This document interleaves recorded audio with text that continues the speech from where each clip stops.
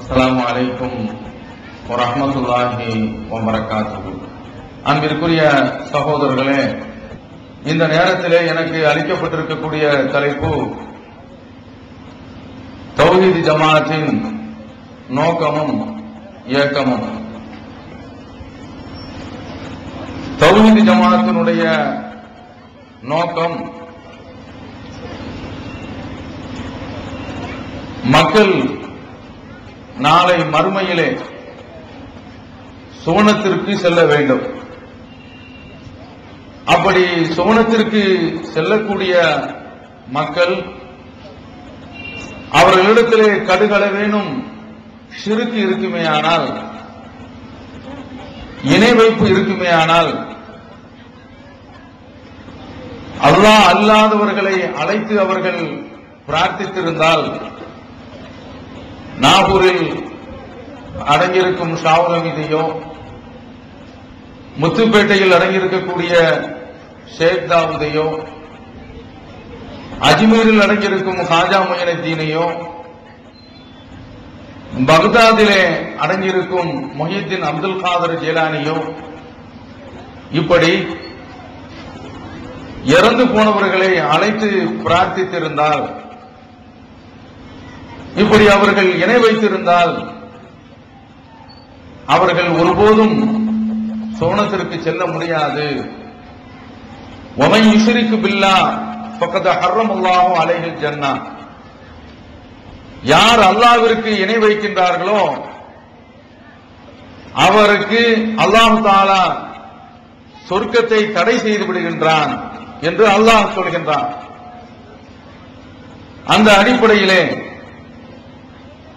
எல்லோரும், இஸ்லாத்தை ஏற்றுக்கொண்ட எல்லோரும், மறுமையை நம்பிக்கை கொண்ட அனைவரும் சுவனத்திற்கு செல்ல வேண்டும். இதுதான் இந்த ஜமாஅத்தினுடைய மிகப்பெரிய லட்சியம், இலக்கு. அதற்காக வேண்டித்தான் இந்த ஜமாஅத்து மிகப்பெரிய ஒரு உழைப்பை செய்து மக்களுக்கு மத்தியிலே மிகப்பெரிய போராட்டத்திற்கு இடையிலே அவரிடத்தில் திரும்ப திரும்ப ஏகத்துவ பிரச்சாரத்தை செய்து கொண்டிருக்கிறது. இது ஒரு நோக்கம். இந்த நோக்கத்தினுடைய அடிப்படையிலே செயல்படுகின்ற பொழுது இந்த உலகத்திலே சில அபரிமிதமான நன்மைகள் ஏற்படுகின்றன.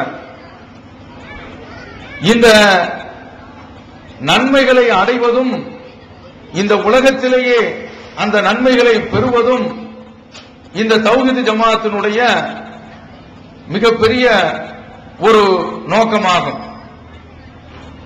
அந்த நோக்கத்தை அடையக்கூடிய காலம் வெகு தொலைவில் இருக்காது.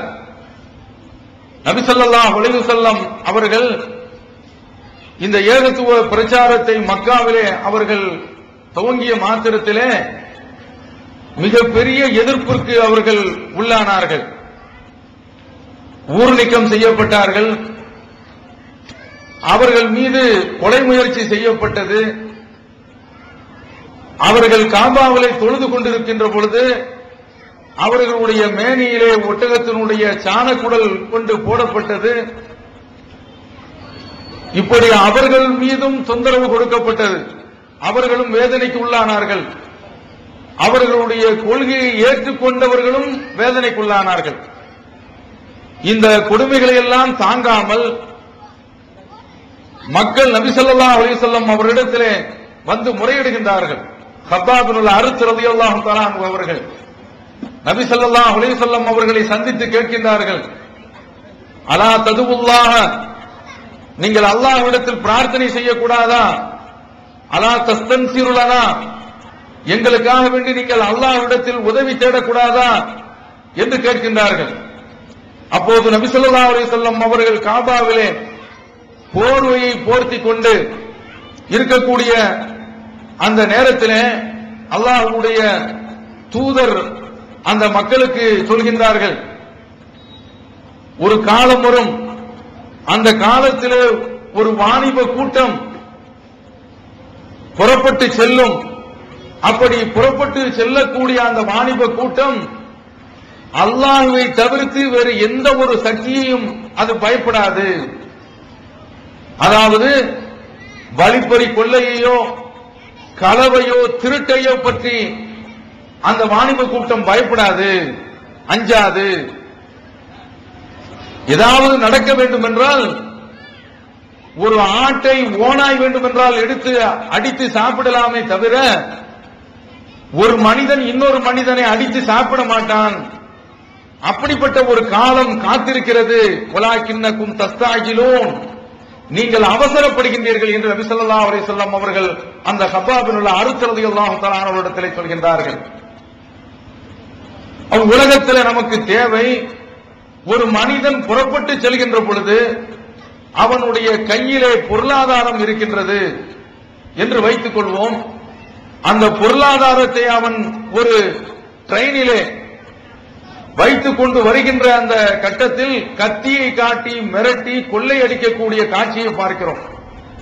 அப்படியெல்லாம் மனிதன் மனிதனை சுரண்டக்கூடிய, கொலை செய்யக்கூடிய, கொள்ளையடிக்கக்கூடிய அப்படிப்பட்ட ஒரு காலம் முற்றிலுமாக அகன்று மனிதன் மனிதனை கண்டு பயப்பட மாட்டான். விலங்குகள் விலங்குகளை அடித்து தின்னக்கூடிய அந்த நிகழ்வுதான் தொடருமே தவிர மனிதன் இன்னொரு மனிதனை அடித்து சாப்பிட மாட்டான். அப்படிப்பட்ட ஒரு காலம் இருக்கிறது என்று நபி ஸல்லல்லாஹு அலைஹி வஸல்லம் அவர்கள் சொன்னார்கள். அந்த காலம் வந்தது, அரபகத்திலேயே அது ஏற்பட்டது. இதை எப்படி பார்க்கிறோம்? நபி ஸல்லல்லாஹு அலைஹி வஸல்லம் அவர்கள் ஒரு தடவை அவர்கள் உட்கார்ந்திருக்கக்கூடிய அந்த கட்டத்திலே ஒருவர் வந்து முறையிடுகின்றார். அல்லாஹ்வுடைய தூதரே, மக்களுக்கு மத்தியிலே வறுமை அதிகமான முறையிலே தாண்டவம் ஆடுகின்றது என்று முறையிடுகின்றார். இன்னொருவர் வருகின்றார், அவர் வழிப்பறியை பற்றி முறையிடுகின்றார். நபி ஸல்லல்லாஹு அலைஹி வஸல்லம் அவர்கள் அந்த ரெண்டு முறையீடுகளுக்கும் பதில் சொல்லாமல் அவர்களுக்கு பக்கத்திலே அதீ இப்னு ஹாத்திம் ரலியல்லாஹு தஆலா அவர்கள் இருக்கிறார்கள். அவர்களை பார்த்து நபி ஸல்லல்லாஹு அலைஹி வஸல்லம் அவர்கள் கேட்கின்றார்கள், ஹல் ராயித்தல் ஹீரா, நீ ஹீரா நாட்டை பற்றி கேள்விப்பட்டிருக்கிறாயா என்று கேட்கின்றார்கள். அதற்கு அவர், ஹீரா நாட்டை நீ பார்த்திருக்கிறாயா என்று கேட்கின்றார்கள். அதற்கு அவர் சொல்கின்றார், அதீ இப்னு ஹாத்திம் ரலியல்லாஹு அவர்கள், லம் அரஹா வகத் முன்பியத்து அன்ஹா, நான் அதை பார்க்கல, ஆனா அந்த நாட்டை பற்றி எனக்கு சொல்லப்பட்டிருக்குது என்று சொன்ன உடனே நபி ஸல்லல்லாஹு அலைஹி வஸல்லம் அவர்கள் அந்த அதீ இப்னு ஹாத்திமை பார்த்து பேசுகின்றார்கள். அவர்களை நோக்கி சொல்வதிலே ஒரு முன்னறிவிப்பு இருக்கிறது. ஃபைன் தாலத்து பிக ஹயாத்துன், உனக்கு வாழ்நாள் நீட்டமாக இருக்குமேயானால் ல தரையின்னல் லஈனத, ஒரு கன்னி பெண் புறப்பட்டு வருவாள், மினல் ஹீரா, ஹிராவிலிருந்து புறப்பட்டு அவள் காபாவிற்கு வந்து தவாஃப் செய்துவிட்டு திரும்ப செல்லுவாள். அப்படி திரும்ப செல்லக்கூடிய அந்த கட்டத்திலே லா தகாஃபு அஹதன் இல்லல்லாஹ், அவள் அல்லாஹ்வை தவிர்த்து உலகத்திலே வேறு எந்த சக்திக்கும் அவள் பயப்பட மாட்டாள். அப்படிப்பட்ட ஒரு காலம் வரும் என்று நபி ஸல்லல்லாஹு அலைஹி வஸல்லம் அவர்கள் சொல்கின்றார்கள். இப்போது அதீ இப்னு ஹாத்திம் நினைக்கின்றார்கள், ஐன துஆரு, நபி ஸல்லல்லாஹு அலைஹி வஸல்லம் அவர்கள் இந்த செய்தியை சொன்ன மாத்திரத்தில் தையு கூட்டத்தார்களில் கொள்ளையடிக்கக்கூடியவர்கள் இருந்தார்கள். அந்த கொள்ளை கூட்டக்காரர்கள் எங்கே செல்வார்கள்? ஃபைன துஆரு, ஃபைன துஆரு தையில்லதீன கத் சஅரு, பூமியில் கொள்ளையடித்துக் கொண்டிருக்கின்றார்களே இந்த தையி கூட்டத்தார்கள் எங்கே போவார்கள் என்று நான் எனக்குள் சொல்லிக் கொண்டேன் என்று சொல்கின்றார். நபி ஸல்லல்லாஹு அலைஹி வஸல்லம் அவர்கள் தொடர்ந்து சொல்கின்றார்கள், உனக்கு வாழ்நாள் நீடித்திருக்குமேயானால் நீ இன்னொரு காட்சியை பார்ப்பாய். லதுஃப்தஹுன்ன குனூசு கிஸ்ரா, கிஸ்ரா, கிஸ்ராவுடைய பொக்கிஷங்கள் வெற்றி கொள்ளப்படும். அதாவது இன்றைக்கு அமெரிக்கா எப்படி இருக்கின்றதோ அது போன்று அன்றைக்கு பாரசீகம் இருந்தது. அந்த பாரசீகம் வெற்றி கொள்ளப்படும் என்று நபி ஸல்லல்லாஹு அலைஹி வஸல்லம் அவர்கள் சொன்ன உடனே கிஸ்ரா பின் ஹுர்முஸ் குருமுசுடைய மகன் கிஸ்ராவையா நீங்கள் குறிப்பிடுகின்றீர்கள் என்று கேட்கின்றார்கள். ஆமாம் என்று நபி ஸல்லல்லாஹு அலைஹி வஸல்லம் அவர்கள் சொல்கின்றார்கள். அடுத்து ரசூலுல்லாஹ் மூன்றாவது ஒரு செய்தியை சொல்றாங்க. உனக்கு வாழ்நாள் நீடித்திருக்குமேயானால் நீ ஒருவரை பார்ப்பாய், கை நிறைய தங்கம் வெள்ளியை எடுத்துக்கொண்டு தர்மம் செய்ய அவர் கிளம்புவார். அப்போது அந்த தர்மத்தை வாங்குவதற்கு யாருமே இருக்க மாட்டார்கள். அப்படிப்பட்ட ஒரு காலம் வரும் என்று நபி ஸல்லல்லாஹு அலைஹி வஸல்லம் அவர்கள் சொல்கின்றார்கள். வந்து முறையிட்டவர் ரெண்டு விஷயங்களை முறையிடுகின்றார். ஒன்று வறுமை, இன்னொன்று வழிப்பறி. இந்த ரெண்டுக்கும் ரசூலுல்லாஹி ஸல்லல்லாஹு அலைஹி வஸல்லம் அவர்கள் சொல்லக்கூடிய பதில் இந்த பதில், நான் உங்களிடத்தில் சொன்ன பதில். இதுல அதி இப்னு ஹாத்திம் ரலியல்லாஹு தஆலா அவர்கள் சொல்றாங்க, ரசூலுல்லாஹ் சொன்ன மாதிரி ஹீராவிலிருந்து ஒரு பெண்மணி தன்னந்தனியாக புறப்பட்டு காபாவில் வந்து தவாஃப் செய்து திரும்பி அந்த காட்சியை நான் என்னுடைய வாழ்நாளில் கண்டேன். இது நிறைவேறிச்சு. இரண்டாவதாக நபி ஸல்லல்லாஹு அலைஹி வஸல்லம் அவர்கள் சொன்னார்களே பாரசீகம் வெற்றி கொள்ளப்படும் என்று, அந்த பாரசீகம் வெற்றி கொள்ளப்படக்கூடிய படையில நானும் இடம்பெற்றிருந்தேன். பாரசீகம் இஸ்லாத்திற்கு வந்துச்சு, அந்த படையில யார் ராணுவ பொறுப்பில் இருந்தார்கள் என்றால் அதி இப்னு ஹாத்திம் ரலியல்லாஹு தஆலா அவர்கள். அப்படிப்பட்ட அந்த வெற்றியை நான் என்னுடைய கண்ணால் கண்டேன். ரசூலுல்லாஹி ஸல்லல்லாஹு அலைஹி வஸல்லம் சொன்ன அந்த மூன்று விஷயங்களில் நான் காணாத ஒன்று இருக்கின்றது என்றால், ஒருவர் தன்னுடைய கை நிறைய தங்கத்தை எடுத்துக்கொண்டு வெள்ளியை எடுத்துக்கொண்டு தர்மம் செய்ய வருவாரே, அந்த காலத்தை மட்டும்தான் நான் காணவில்லை, அது இனிமேல் தான் வரும் என்று அதி இப்னு ஹாத்திம் ரலியல்லாஹு தஆலா அவர்கள் சொல்கின்றார்கள். இங்கே நான் இதை குறிப்பிடுவதற்கு காரணம், ஒரு நாடு என்றால் ஒரு பெண் வீட்டில் இருந்து கிளம்பி அவள் மீண்டும் வீட்டிற்கு திரும்ப வரும்போது அவளுடைய கற்பு பறிக்கப்படக்கூடாது, அவள் அணிந்திருக்கக்கூடிய நகை பறிக்கப்பட்டிருக்க கூடாது, அவளுடைய பொருளாதாரம் களவாடப்படக்கூடாது. இந்த நிலை எங்கு ஏற்படுகின்றதோ அங்குதான் நிம்மதி ஏற்படும், அங்குதான் சுபிச்சம் ஏற்படும், அங்குதான் அமைதி ஏற்படும். அதுதான் அமைதியான ஆட்சி. இதைத்தான் நபி ஸல்லல்லாஹு அலைஹி வஸல்லம் அவர்கள் சொல்கின்றார்கள். அந்த காரியம் தான் நிறைவேறியது. இது எப்படி நிறைவேறுகின்றது? நாம் ஏற்றுக்கொண்டிருக்கின்றோமே அந்த தௌஹீதினுடைய அடிப்படையில் தான் இது நிறைவேறுகின்றது. இந்த தௌஹீத் நம்முடைய உள்ளத்தில் வந்து விடுகின்ற பொழுது அது நம்ம இடத்திலே ஒரு மாற்றத்தை கொண்டு வருகின்றது. அல்லாஹ் குர்ஆனிலே சொல்கின்றான், அலம் தர கைஃப லரபல்லாஹு மஸலன் கலிமத்தன் தய்யிபத்தன் கஷஜரத்தின் தய்யிபா. அல்லாஹ் தஆலா இந்த கொள்கைக்கு, ஏகத்துவ கொள்கைக்கு ஒரு அழகிய மரத்தை ஒப்பிடுகின்றான். அந்த மரம் எப்படிப்பட்டது என்றால் அதனுடைய வேறு பூமியில நல்ல அழுந்தி பதிந்து போயிருக்கின்றது. அதனுடைய கிளை வானத்தில் படர்ந்து போயிருக்கின்றது. துகுத்தி உக்கலஹா குல்ல ஹைனின் பிஇذن ரப்பிஹா. அந்த மரம் இறைவனுடைய உத்தரவு கொண்டு அது கனிகளை கொடுத்துக் கொண்டிருக்கின்றது. வயதுருபுல்லாஹுல் அம்சால லின்னாஸி லஅல்லஹும் யததக்கரூன். மக்கள் படிப்பினை பெற வேண்டும் என்பதற்காக வேண்டி இது போன்ற உதாரணங்களை அல்லாஹ் காட்டுகின்றான் என்று நபி ஸல்லல்லாஹு அலைஹி வஸல்லம் அவர்களுக்கும் அவர்களுடைய தோழர்களுக்கும் நமக்கும் குர்ஆனிலே அல்லாஹ் தஆலா இப்படிப்பட்ட ஒரு செய்தியை சொல்கின்றான். கடந்த காலத்திலே இங்கு வந்திருக்கக்கூடிய இந்த தாய்மார்கள் இதே நேரத்திலே என்ன காரியத்திலே ஈடுபட்டிருப்போம்? திரைப்படத்தை பார்த்துக் கொண்டிருப்போம், டிவியிலே சீரியல்களை பார்த்துக் கொண்டிருப்போம். அப்படிப்பட்டவர்கள் இன்றைக்கு மார்க்கத்தின் பக்கம் திரும்பி இருக்கின்றோம் என்றால் இதற்கு காரணம் இந்த ஏகத்துவம் நம்முடைய உள்ளத்தில் போயிருக்கிறது. இப்போது நான் வழியிலே வந்து கொண்டிருக்கின்ற பொழுது வழுத்தூருக்கு அருகிலே ஒரு ஆக்சிடென்ட், ஒரு விபத்து ஏற்படுகின்றது.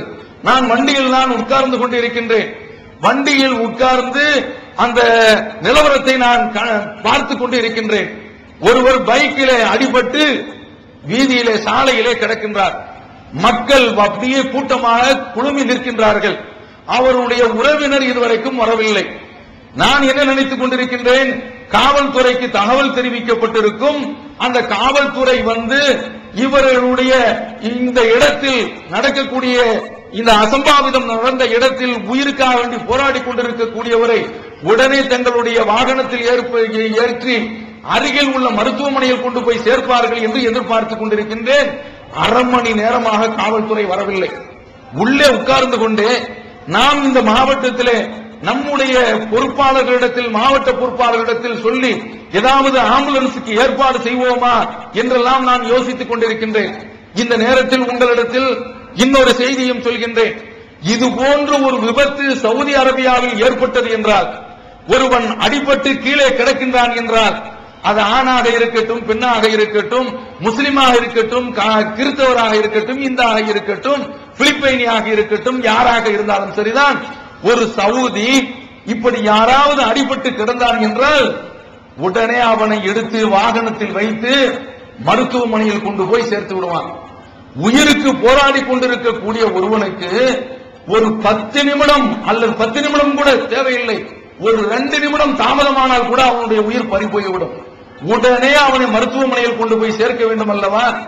அப்படிப்பட்ட காரியத்தை இந்த நாட்டில் யாரும் செய்யறதில்லை. சுற்றி வேடிக்கை பார்த்துக் கொண்டிருக்கின்றார்கள். அதுதான் நடந்தது. வீட்டில் உள்ள பெண்கள் எல்லாம் வந்து நெஞ்சிலும் தலையிலும் அடித்துக் கொண்டு புலம்புகின்றார்கள். இந்த காட்சியை கண்டு கொண்டிருக்கின்ற பொழுது எனக்கு ஒரு ஆம்புலன்ஸினுடைய சத்தம் கேட்கின்றது. அந்த ஆம்புலன்ஸ் வருகின்றது, வந்து நிற்கின்றது.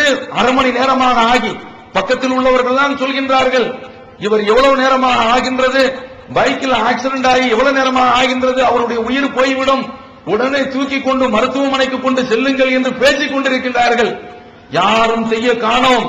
இந்த நேரத்தில் திடீர் என்று ஒரு ஆம்புலன்ஸ் வருகின்றது. அந்த ஆம்புலன்ஸினுடைய பேரை பார்க்கின்றேன், தமிழ்நாடு தௌஹீத் ஜமாத். தமிழ்நாடு தௌஹீத் ஜமாத் என்ற பெயர் பொறிக்கப்பட்டு அந்த உடலை அங்கு உயிருக்காக வேண்டி போராடி கொண்டிருக்கக்கூடிய அவருடைய அந்த சகோதரரை அப்படியே அந்த ஆம்புலன்ஸில் ஏற்றி கொண்டு போய் மருத்துவமனையில் சேர்ப்பதற்காக வேண்டி செல்கின்றார்கள். அதற்கு பிறகு டிராபிக் கிளியர் ஆகி நான் இங்கு கும்பகோணத்திற்கு வந்து சேர்கின்றேன். அருமை சகோதரர்களே, நோக்கம் இதுதான். இது போன்று எல்லா மக்களுக்கும் சேவை செய்வது, மக்களை இந்த நன்மையின் பக்கம் அழைப்பது, உலகம் சுபிட்சமாக இருப்பது, யாரு பாதிக்கப்பட்டாலும் பாதிக்கப்பட்டவர்களுக்காக வேண்டி உதவி வழங்குதல், இதுதான் நோக்கம். இந்த நோக்கத்தை தான் தமிழ்நாடு தௌஹீத் ஜமாத் செய்து கொண்டிருக்கின்றது. இந்த தௌஹீத் ஜமாத் இதற்கு இந்த நோக்கம் அல்லாமல் ஏக்கமும் இருக்கின்றது. என்ன ஏக்கம்? மக்கள் எல்லாம் எல்லோருமே இந்த தௌஹீதை ஏற்றுக்கொள்ள வேண்டும் என்ற ஏக்கம் இந்த தௌஹீத் ஜமாத்திற்கு இருக்கிறது. அருமை சகோதரர்களே, இன்று திரளாக பெண்கள் வந்து சேர்ந்திருக்கின்றீர்கள். இந்த தௌஹீத் ஜமாத் இன்றைக்கு எல்லா பள்ளிவாசல்களிலேயும் பெண்களை தொழுவதற்கு அனுமதிக்கின்றது.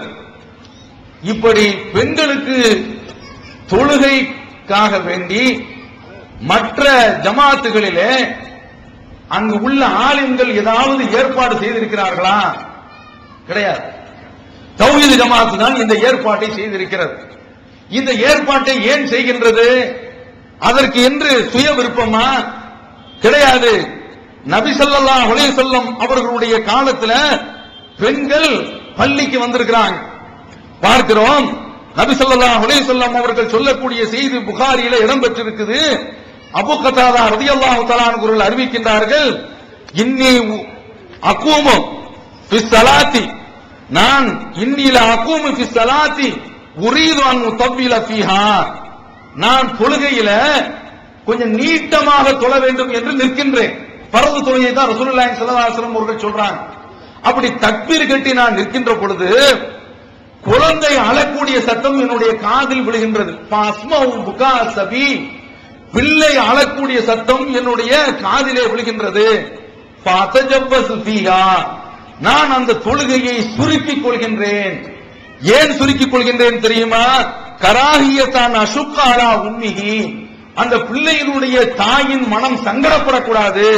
தொழுகையில் நிற்கக்கூடிய அந்த பெண் தன்னுடைய குழந்தை அழுகின்றதை என்று பதறக்கூடாது. அதனால அதாவது அல்லாஹ்வுக்கு முன்னாலதான் நிக்கிறாங்க ரசூலுல்லாஹி ஸல்லல்லாஹு அலைஹி வஸல்லம் அவர்கள், ஃபர்லான தொழுகையை தான் தொழுகிறாங்க. அப்படி தொழக்கூடிய அந்த சந்தர்ப்பத்தில் அந்த பெண்ணுடைய மனம் சங்கடப்படக்கூடாது என்பதற்காக வேண்டி நான் சுருக்கமாக சலாம் வாங்கி விடுகின்றேன், தொழுகையை முடித்து விடுகின்றேன் என்று சொல்கின்றார்களே. என்ன தெரிகிறது? பெண்கள் பள்ளிவாசலுக்கு வந்திருக்கின்றார்கள். பள்ளிவாசலுக்கும் எப்படி அவர்கள் வந்திருக்கின்றார்கள்? குழந்தைகளை தூக்கி கொண்டு வந்திருக்கின்றார்கள். குழந்தைகளும் யார்? கை குழந்தைகள், பால் கொடுக்கக்கூடிய குழந்தைகள்.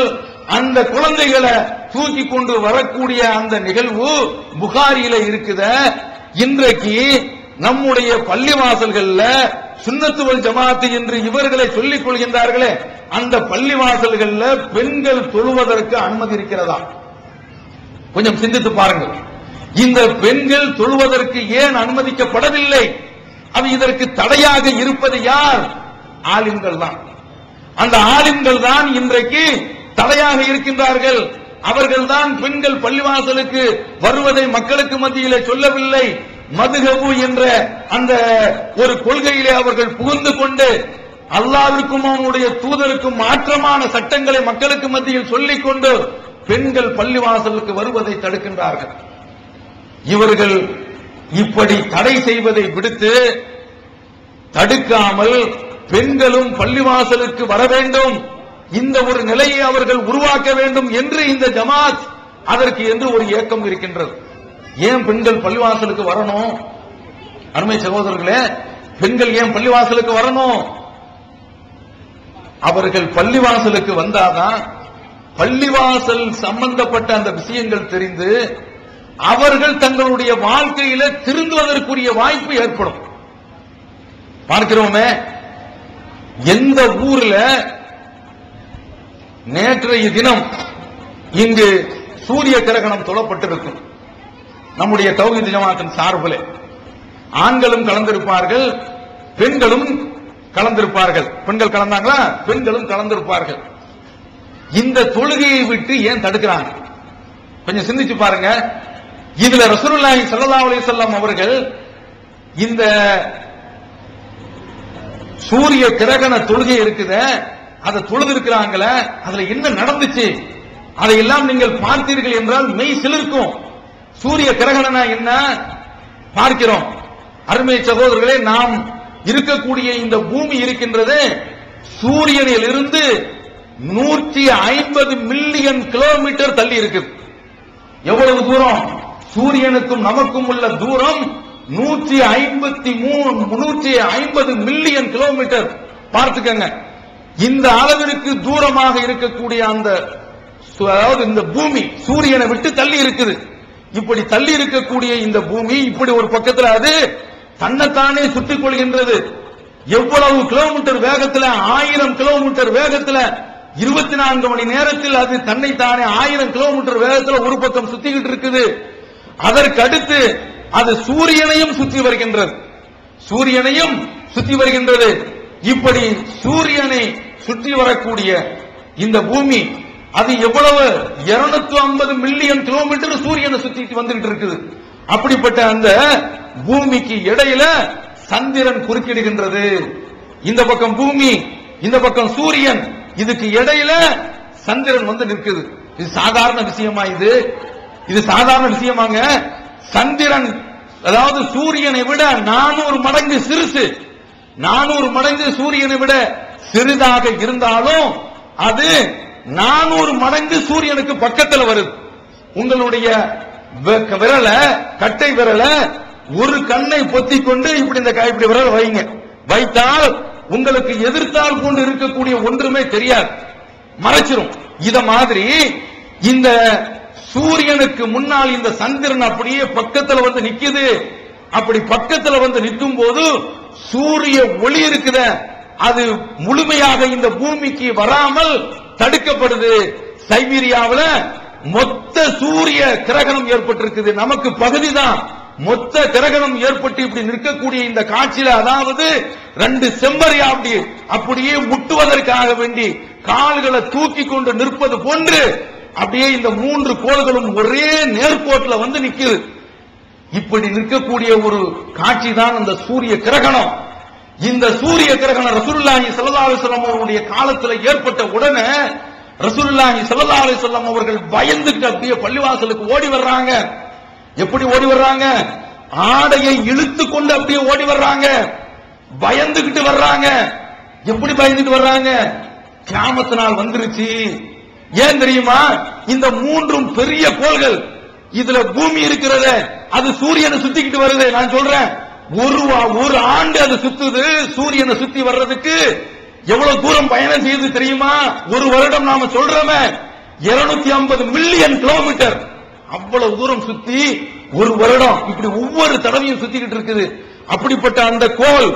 அதற்கடுத்து நாம பார்க்கிறோமே, சீஃப் மினிஸ்டர் வந்தா அவருக்கு ஒரு PA கூட வருவாரு. அது போன்று கலெக்டர் வருகின்றார் என்றால் அவருக்கு ஒரு ஆள் டபைதார் என்று துணைக்கு வருவாரு. இது மாதிரி இந்த பூமிக்கு உள்ள துணைக்கோள் தான் இந்த சந்திரன். இந்த சந்திரன் நாம் சூரியனுக்கும் பூமிக்கும் இடையில் வந்து அப்படியே மறைக்குது. மறைக்கக்கூடிய அந்த காட்சியை இன்றைக்கு ஹிந்து பத்திரிகையில போட்டு காட்டியிருக்கிறான். சைபீரியாவில் முழுமையாக மறைச்சிருந்துச்சு, நமக்கு பகுதியாக மறைச்சிருந்துச்சு. இப்படி 3 கோள்களும் வந்து நிற்கும் போது இன்றைக்கு உலகத்தில் அந்த காட்சியை பார்க்கிறதுக்காக வேண்டி சைபீரியாவுக்கு இங்கிருந்து விமானத்திலாம் போய் பார்க்கிறான். ஆனா இஸ்லாம் என்ன செய்கின்றது தெரியுமா? இது மாதிரி கிரகணம் ஏற்பட்டால் நீ பள்ளிவாசலுக்கு வந்துவிட வேண்டும். ஏனென்றால் அதுல சில ஆபத்துக்கள் இருக்குது. இன்றைக்கு அறிவியலே சொல்லுது, சூரிய கிரகணம் ஏற்படும் போது நேக்ட் ஐஸ், உன்னுடைய திறந்த கண்களால நீ பார்க்காத, அதுல ஆபத்து ஏற்படும் அப்படின்னு சொல்றான். ஏன் தெரியுமா? சூரியனுடைய அந்த வெப்பம் இருக்குது தெரியுமா? அதனுடைய மைய பகுதி 1,00,000 செல்சியஸ், தாங்க முடியாத வெப்பம். ஒரு 100 செல்சியஸ்ல நல்ல இரும்பு இருக்குத, அது அப்படியே உருகி போய்விடும். 1100 செல்சியஸ்ல மிக கடினமான இரும்பு கூட உருகி அப்படியே பாலாக ஓடிவிடும். அப்படி சொல்லக்கூடிய இந்த செல்சியஸ் சூரியனுடைய அந்த மைய பகுதி இருக்குத, அது எவ்வளவு? 1,00,000 செல்சியஸ். அப்படியே எல்லாம் கேஸ், வாயு எதனால் அமைந்தது? அணுக்களால் அமைந்தது. அணுக்களுடைய பிளப்புல தான் வெப்பம் ஏற்படுகின்றது. அதான் அட்டாமிக் எனர்ஜி என்று வைத்திருக்கின்றான், அணு மின் நிலையம் என்று ஏற்படுத்தியிருக்கின்றானே. இது எதனால ஏற்படுது? இந்த அணுவை பிளந்து அதிலிருந்து வெப்பம் ஏற்படுது. அல்லாஹ் தஆலா இப்படி சூரியன்ல வெப்பத்தை ஏற்படுத்தி வச்சிருக்கிறான். 1,00,000 செல்சியஸ் அளவுல இந்த வெப்பம் அப்படியே எரிந்து கொண்டிருக்கின்றது.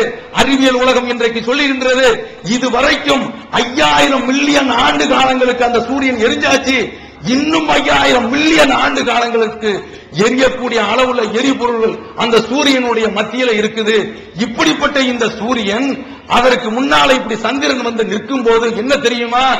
ஒரு ஆளு ஒரு ஹோஸ வச்சு அப்படியே தண்ணீர் அடிச்சுக்கிட்டு இருக்காரு. அப்படி தண்ணீர் அடிக்கும் பொழுது, பைப்பை வச்சு தண்ணீர் அடிச்சுக்கிட்டு இருக்கும் பொழுது பீச்சு அடிக்கின்றது.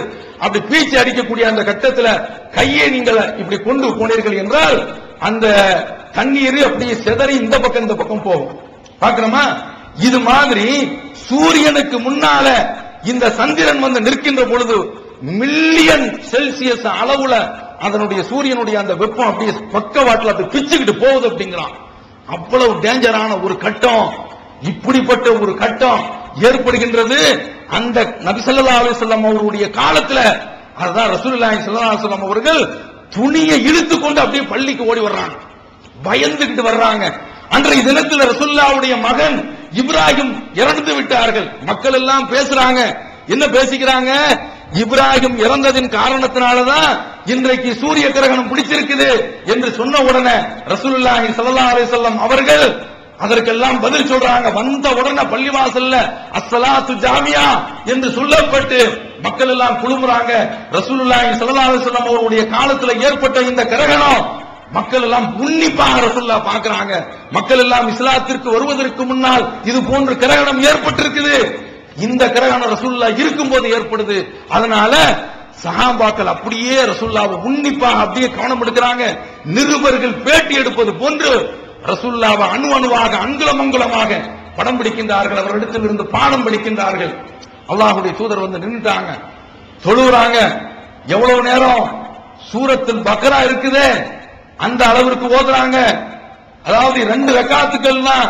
ஒரு ரக்காத்து தொழப்படுது, அதுல ஒரு ருக்கு அடிஷனல். அது போன்று 2வது ரக்காத்து ஒரு ருக்கு அடிஷனல். மற்ற தொழுகைகளை விட சுன்னா தொழுகையில ரசூலுல்லாஹ் அது ஒரு வித்தியாசமா வச்சிருக்காங்க. ஜனாசா தொழுகை அதுக்கு ஒரு வித்தியாசம், ஜும்மா தொழுகை அதற்கு ஒரு வித்தியாசம், அதற்கு ஹுத்பா முன்னால் வந்து விடுகின்றது. ஒவ்வொன்றுக்கும் ஒவ்வொரு வித்தியாசம். இந்த தொழுகைக்கு ரசூலுல்லாஹி ஸல்லல்லாஹு அலைஹி வஸல்லம் அவர்கள் 2 ருக்கு செய்து அந்த சூரிய கிரகணம் விலகின்ற வரை அப்படியே நின்று தொழுகையிலேயே கழிக்கின்றார்கள் பார்க்கிறோம். இதை முடிச்சிட்டு ரசூலுல்லாஹி ஸல்லல்லாஹு அலைஹி வஸல்லம் அவர்கள் மெம்பர்ல ஏறாங்க, அல்லது அவர்கள் அந்த சொற்பொழிவு அங்கே நிகழ்த்துகின்றார்கள். அந்த கட்டத்துல மக்கள் காலையில பேசுறாங்களே, அன்றைய தினம் பேசுறாங்களே, அதுக்கு பதில் சொல்றாங்க. என்ன சொன்னாங்க? இப்ராஹிம் இறந்ததின் காரணத்தினாலதான் இப்போது கிரகணம் முடிச்சிச்சுன்னு சொன்னாங்களே. ரசூலுல்லாஹி ஸல்லல்லாஹு அலைஹி வஸல்லம் அவர்கள் சொல்றாங்க, இன்ன ஷம்ஸ வல் கமர ஆயத்தானி மின் ஆயத்தில்லாஹ், சூரியனும் சந்திரனும் அல்லாஹ்வுடைய அத்தாட்சிகளில் உள்ளது. லா யன்கசிஃபானி லிமௌத்தி அஹதின் வலா லிஹயாத்திஹி, அந்த சூரியனும் சந்திரனும் எவருடைய பிறப்பிற்காக வேண்டியும் எவருடைய மரணத்திற்காக வேண்டும் மறையாது. ரசூலுல்லாஹி ஸல்லல்லாஹு அலைஹி வஸல்லம் அவர்கள் சொல்றாங்க, இது அல்லாஹ்வுடைய அத்தாட்சிகள் இருந்து உள்ளது என்று சொல்லிட்டு ரசூலுல்லாஹி ஸல்லல்லாஹு அலைஹி வஸல்லம் அவர்களிடத்துல சஹாபாக்கள் கேட்கிறாங்க. என்ன கேட்கிறாங்க தெரியுமா? ரசூலுல்லாஹி ஸல்லல்லாஹு அலைஹி வஸல்லம் அவர்களிடத்துல கேட்கிறாங்க, அல்லாஹ்வுடைய தூதரை தொழுது கொண்டு இருக்கும் பொழுது நீங்க கொஞ்சம் முன்னால போனீங்க. நான் ஏற்கனவே சொல்லிட்டேன், ரசூலுல்லாஹி ஸல்லல்லாஹு அலைஹி வஸல்லம் அவருடைய காலத்துல இந்த கிரகணம் ஏற்பட்டதன் காரணத்தால சஹாபாக்கள் எல்லாம் ரசூலுல்லாஹ் என்ன செய்றாங்க அப்படின்னு உன்னிப்பா கவனிச்சுக்கிட்டு இருக்கிறாங்க. ஆண்கள் கவனிக்கிறாங்க, பெண்கள் கவனிக்கிறாங்க. இப்போது ரசூலுல்லாஹி ஸல்லல்லாஹு அலைஹி வஸல்லம் அவர்கள் அந்த தொழுகையில கொஞ்சம் முன்னால போறாங்க, அந்த தொழுகையில கொஞ்சம் பின்னால வர்றாங்க. இத சஹாபாக்கள் கவனிச்சுட்டு, நீங்க முன்னால போனீங்களா அதற்கு என்ன அர்த்தம், பின்னால வந்தீங்களே அதற்கு என்ன அர்த்தம் அப்படின்னு சொல்லி கேட்கிறாங்க. அப்போது ரசூலுல்லாஹி ஸல்லல்லாஹு அலைஹி வஸல்லம் அவர்கள் சொல்லக்கூடிய அந்த செய்தியை கேளுங்க. அருமை சகோதரிகளே, இன்றைய தினம் எனக்கு சுவனம் எடுத்து காட்டப்பட்டது. அந்த சுவனத்தில் இருந்து பல கொலை ஒன்று எனக்கு முன்னால் தொங்கியது. அந்த காட்சியை பார்த்து ரசித்து அந்த பழத்தை நான் எடுப்பதற்காக வேண்டி சென்றேன். அப்படி செல்கின்ற அந்த கட்டத்தில் இதை ஏன் எடுப்பானேன் என்று நான் விட்டுவிட்டேன். அந்த பழக்கொலையை மட்டும் நான் உங்களிடத்தில் தந்திருந்தேன் என்றால் இந்த உலகம் அழிகின்ற வரை நீங்கள் சாப்பிட்டுக் கொண்டிருப்பீர்கள். சுவனத்துள்ள கனி. நீங்க என்ன பார்க்கணும் தெரியுமா? ரசூலுல்லாஹி ஸல்லல்லாஹு அலைஹி வஸல்லம் அவர்கள் அங்க மேல 3 கோள்கள் ஒண்ணா நிக்குது. ஒரு துணைக்கோள் சூரியனை சுத்தக்கூடிய பூமி என்ற கோள், சூரியன் இது வானத்துல அப்படியே முட்டுற மாதிரி நிக்குது. இங்கு ரசூலுல்லாஹ் தொழுது கொண்டிருக்கும் போது சுவனம் நரகம் ரசூலுல்லாஹ்வுக்கு காட்டப்படுது. கொஞ்சம் சிந்தி பாருங்க, அந்த சுவனத்தையும் நரகத்தையும் ரசூலுல்லாஹி ஸல்லல்லாஹு அலைஹி வஸல்லம் அவர்கள் பார்க்கறாங்க. நான் அதனால்தான் ஒரு அடி முன்னால எடுத்து அந்த பழத்தை எடுப்பதற்காக வேண்டி சென்றேன். இதுதான் நான் தொழுது கொண்டிருக்கும் போது முன்னால் சென்றதற்குள்ள விளக்கம். பின்னால் ஏன் வந்தேன் தெரியுமா? நரகத்தினுடைய ஜுவாலை எனக்கு முன்னால் அப்படியே கொண்டு வந்து காட்டப்பட்டுச்சு. அந்த நெருப்பு என்னுடைய முகத்தில் அப்படியே படிந்து பிடிச்சு கரிச்சு விடும் என்று நான் பயந்தேன். அதனால தான் பின்னால ஓடி வந்தேன். அதனால்தான் நான் பின்னால ஓடி வந்தேன். யார் சொல்றா? நபி ஸல்லல்லாஹு அலைஹி வஸல்லம் அவர்கள் சொல்றாங்க. அதற்கு அடுத்து அல்லாஹ்வுடைய தூதர் சொல்றாங்க, உங்களுக்கு என்னென்ன சொல்லப்பட்டுச்சோ, நான் என்னென்ன சொல்லி இருக்கேனோ, அல்லாஹ் குர்ஆன்ல என்ன சொல்லி இருக்கின்றானோ அதுவெல்லாம் இந்த நரகத்துல செய்யப்படுது, அது எனக்கு காட்டப்பட்டுச்சு அப்படின்னு சொல்லி பட்டியல் போடுறாங்க. என்ன பட்டியல்? ஒவ்வொன்றாக சொல்றாங்க பாருங்க. ஒருவர் ஒரு கம்பை வைத்துக் கொண்டு அவர் வேதனை செய்யப்படுகின்றார். அவர்கிட்ட ஒரு குச்சி ஒன்று இருக்கு, ஒரு வளைவான குச்சி. அந்த குச்சியை வைத்துக் கொண்டு அவர் நரகத்தில் தண்டிக்கப்படுகின்றார். ஏன் தண்டிக்கப்படுகிறார் என்று நான் கேட்டேன். அதற்குண்டான விளக்கம் எனக்கு சொல்லப்பட்டுச்சு, அதற்குண்டான காரணம் சொல்லப்பட்டுச்சு. இவர் ஹஜ் செய்யும் போது மக்களிடத்திலிருந்து பொருளை திருடுவார். எப்படி திருடுவார் தெரியுமா? அந்த கம்பை வைத்துக் கொண்டு யாருடைய பொருளையாவது எடுப்பார். அந்த பொருளை எடுக்கும் போது சம்பந்தப்பட்டவர் சுதாரித்து பார்த்த உடனே பார்த்துட்டாருல, உடனே இவர் சொல்வாரு அந்த கம்புல பட்டுருச்சு என்று சொல்லி தப்பித்துக் கொள்வார். அவர் சம்பந்தப்பட்டவர் திரும்பி பார்க்கலன்னா, சுதாரிக்கலன்னா அந்த பொருளை அப்படியே அந்த குச்சியினாலே திருடிக்கிறார். இப்படி இவர் செய்து கொண்டிருந்ததன் காரணத்தினால் அந்த குச்சியினால் இவர் தண்டிக்கப்படுகிறார். யார் சொல்றா? நபி ஸல்லல்லாஹு அலைஹி வஸல்லம் அவர்கள் இந்த காட்சியை நான் கண்டேன், எல்லா விஷயங்களும் எனக்கு காட்டப்பட்டுச்சு, உங்களுக்கு நான் என்னென்ன சொன்னனோ அதெல்லாம் காட்டப்பட்டுச்சுன்னு சொல்றாங்களே, அதுல இது ஒன்று. அடுத்து ரசூலுல்லாஹ் ஒன்று சொல்லியிருக்காங்க நமக்கு. பனி இஸ்ரவேலர்களுடைய சமுதாயம், அந்த சமுதாயத்தில் ஒரு பெண்ணு பூனை வளர்க்கிறாங்க. அந்த பூனையை வளர்த்து கொண்டிருக்கும் போது அதை கெட்டி போட்டே வச்சிருக்கிறாங்க. அதற்கு சாப்பாடும் கொடுக்கிறது கிடையாது, அதை அவிழ்த்து விடுறது கிடையாது. அவிழ்த்து விட்டா அது போய் வெளியில ஏதாவது புழு பூச்சிகளை பிடித்து சாப்பிடும். அவிழ்த்து விடுறது கிடையாது, இவங்களும் சாப்பாடு கொடுக்கிறது கிடையாது, உணவு கொடுக்கிறது கிடையாது. இதனால் அந்த பூனை பசியில துடிதுடித்து இறந்தது. அதன் காரணத்தால் அந்த பெண்மணி நரகத்தில் தண்டிக்கப்படுகின்றால் அந்த காட்சி எனக்கு காட்டப்பட்டுச்சு ரசூலுல்லாஹ் சொல்றாங்க. இது ஒன்றாச்சா? இன்றும் நபி ஸல்லல்லாஹு அலைஹி வஸல்லம் அவர்கள் அந்த நரகத்துல வேறு பல்வேறு காட்சிகளை என்னென்ன கண்டாங்களோ அந்த காட்சிகளை எல்லாம் அப்படியே நம்ம இடத்துல எடுத்து சொல்றாங்க. இங்கு நபி ஸல்லல்லாஹு அலைஹி வஸல்லம் அவர்கள் இன்னொன்றையும் குறிப்பிடுறாங்க, நான் நரகத்தில் அதிகமான பெண்களை பார்த்தேன். இதுதான் பாயிண்ட். நரகத்தில் அதிகமான பெண்களை நான் பார்த்தேன். ஏன் என்று கேட்கின்ற பொழுது அவர்கள் மறுக்கின்றார்கள், குஃபுர் செய்கின்றார்கள். உடனே கேட்கிறாங்க, குஃபுர்னா என்ன? அல்லாஹ்வை மறுக்கிறாங்களா, தூதரை மறுக்கிறாங்களா, மறுமையை மறுக்கிறாங்களா என்று கேட்கின்ற பொழுது அந்த நேரத்தில் பதில் சொல்லப்படுது. ரசூலுல்லாஹி ஸல்லல்லாஹு அலைஹி வஸல்லம் அவர்கள் பதில் சொல்றாங்க, இல்ல அவங்களுடைய புருஷனை தான் அவங்க மறுக்கிறாங்க. எப்படி மறுக்கிறாங்க? அத ரசூலுல்லாஹ்வே சொல்றாங்க. உபகாரத்தை, இஹ்சான மறுக்கிறாங்க, வாழ்க்கையில உள்ள அருக்குடைய மறுக்கிறாங்க. எப்படி மறுக்கிறாங்க? இந்த பெண்களுக்கு காலம் பூரமா அவர் உதவி செய்திருப்பார்.